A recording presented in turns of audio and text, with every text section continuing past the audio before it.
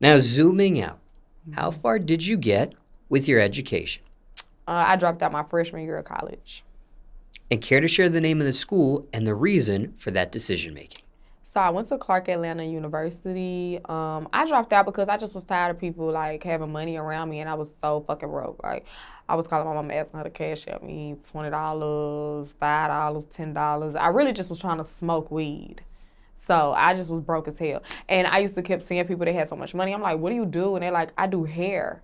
So at that moment, I literally packed up my dorm room. Well, not at that moment, but it took a little time. Packed up my dorm room. Didn't tell nobody. And it was a snowstorm in Atlanta. And the security guard wouldn't even let me park in front of the door.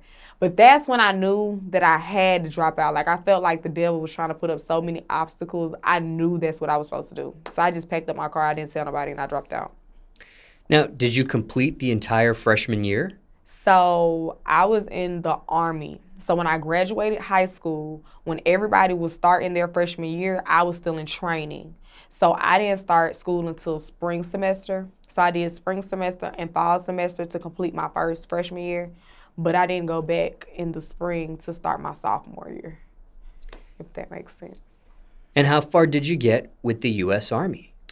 I was in the Army for 4 years. I was a specialist, a 92 Yankee supply. They wanted me to go to sergeant school. They had signed me up, but I was not going for that. I had to go and get on. My mental health was not up to par for the Army. I had to go. And was that an honorable discharge? Yes, it wasn't dishonorable. It was just a regular discharge. I had told them a lot was going on in my life. I needed to get out. I couldn't focus, so they let me out. And was that the length of the contract as well, 4 years?